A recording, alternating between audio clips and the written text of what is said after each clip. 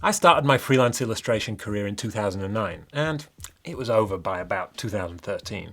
I made every mistake in the book. I've talked about them at length, so I won't get into it here, but suffice it to say, I went about it all wrong then, and I'd pretty much do everything differently now.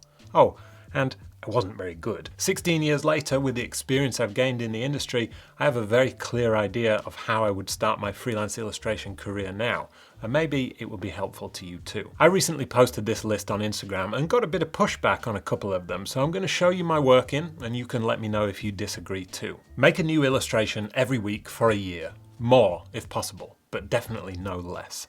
The first thing I'd need to do is get good, and the only way to do that is to practice. Let's say I'm aiming for 20 solid illustrations in my portfolio.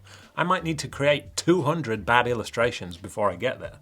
First time around, I probably made 30 illustrations total. Put all of them in my portfolio just to fill it up, then I pretty much left it and expected to find work. That doesn't work. If you want to get good at anything, you start out bad at it. So you do a lot of it until you get better. Quantity comes before quality. That's what I've done with YouTube videos. I made a video a week for 75 weeks in a row. The early ones were bad, the latest ones are better. Doing something consistently without fail requires discipline, which I didn't have when I was 20, surprise, surprise. That in itself takes practice, but it is worth practicing. The next thing I would do is to start posting my work online consistently. I wouldn't be doing this expecting to find any work from it.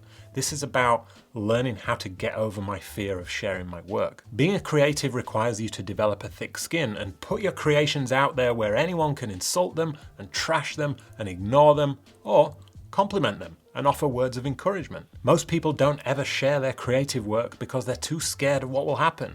They worry people will hate it, and that fear far outweighs the possibility that people will actually like it. It's sad, really.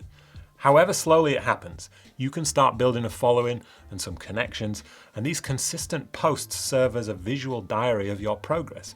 You and other people can look back at something you posted a few months ago and see the progress you've made. When you find your style and things start working out for you and clients want to work with you, you can archive all those old posts if you want, but I like the idea of having a kind of a timeline of my creative work from shit to less shit to okay to pretty good to great. I would ask a lot of questions too, and seek out people who can give me advice and share their experience. Watching YouTube or reading books is fine, but it's kind of passive. You sit there and you absorb some of it and you forget some of it. But if you have a real conversation with someone and ask the specific questions you want answered, that is really valuable. Don't be the student who sits in the back of the class and never raises their hand. Get stuck in, meet other students, other illustrators, anyone who is doing or has done the thing that you want to do. Go to illustration meetups, go see lectures and talks, email illustrators you like and ask them a couple of questions.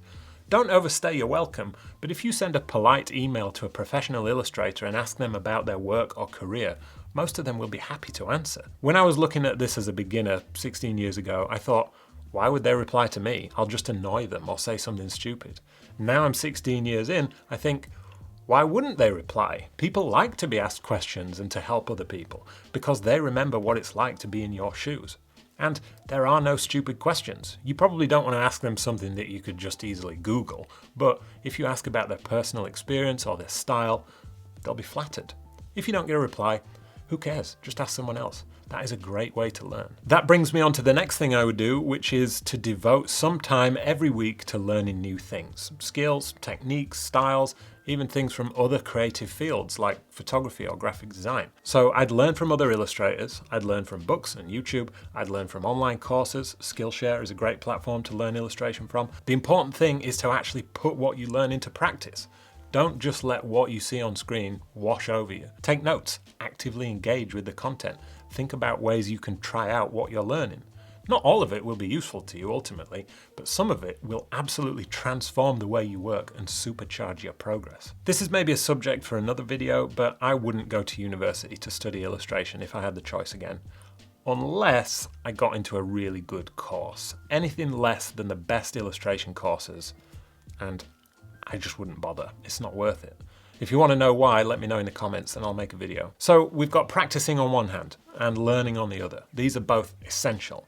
If you learn but never practice, you can't do the job. And if you practice aimlessly without any guidance, you risk going off on the wrong course. I would ask for feedback on my work early and often. Whether that's asking other students or friends or illustrators or teachers, just get into the habit of asking what other people think of your work. It's not all going to be constructive and useful, but it can help you stay on track and get a sense of what people like and what you're good at. I never really asked for feedback on my illustrations. I thought I knew exactly what I was doing and I didn't need any help. Well, what a fool I was, because I knew nothing. Now, I'm 38 and I ask for feedback on just about everything, because the more I learn, the more I realize how little I really know. There's one thing I see new illustrators doing a lot, and that's only asking for feedback on finished illustrations, when it's already too late to make any changes, or when they don't really want to make any changes. Ask earlier in the process. Sketch out 3 rough ideas for an illustration. Ask for feedback then, and it will help you make the final illustration better. Feedback is more useful earlier in the process. I would work for free until I was good enough to get paid. This is what got the most pushback on Instagram. There's a lot of automatic aversion to working for free because it devalues creative work, and that's true when professionals are doing free work. But I simply could not have got to where I am today without doing work for free. All the time and energy and work you put into your portfolio is for free, and you cannot become a professional illustrator without doing that work.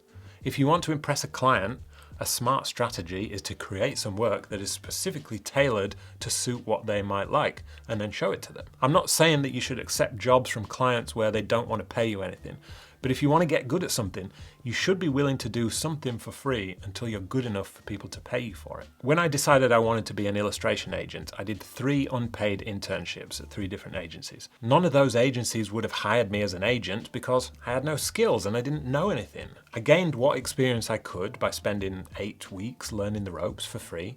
Then I knew just about enough for an agency to hire me, and they could see how determined I was. Now I'm a director of that agency, so it was a pretty good trade. It just required a long-term mindset. When I decided a few years ago I wanted to become a professional coach, I offered 50 free coaching sessions to my Instagram followers. That's 50 hours of my time I gave away for free so I could practice my coaching skills. At the start, why would anyone pay me to coach them? I wasn't a coach. After those 50 free hours, I was still a new coach, but I'd learned a lot in the process. In fact, a requirement of getting that coaching qualification is to do 100 hours of coaching, and most of them are going to be free. I'm not telling you should work for free. I'm telling you there is a lot of work you will have to do for free as you learn the ropes. And there are optional things you can choose to do for free when you think there's a worthwhile long-term positive outcome. It's up to you, but I know where I stand. I would say yes to every opportunity. And this got some pushback too, which was a surprise. People talking about saying yes to everything leading to burnout. Well, maybe for some people it would. Saying yes to every opportunity doesn't have to last forever. It can't. But at the beginning, when you're trying to get some experience, why the hell would you say no to an opportunity? Even if it pays badly, or even if it's not exactly the kind of thing you want to be doing the rest of your life. Earning shit money is better than earning no money. Getting some experience is better than getting no experience. If you say no, you'll never know where it could lead. That door is closed. When you say yes, you open doors to new possibilities. And to be honest, the opportunities for beginners are limited, so I would take what I could get. Once I'm busy and getting some good experience, I would ease off and be a little bit more choosy about what I say yes to. So that's what I would do. I hope some of it is helpful for you. I'm not saying it's the only way, but I think it covers a lot of bases, and I think it's a solid plan to get off to a good start and learn fast.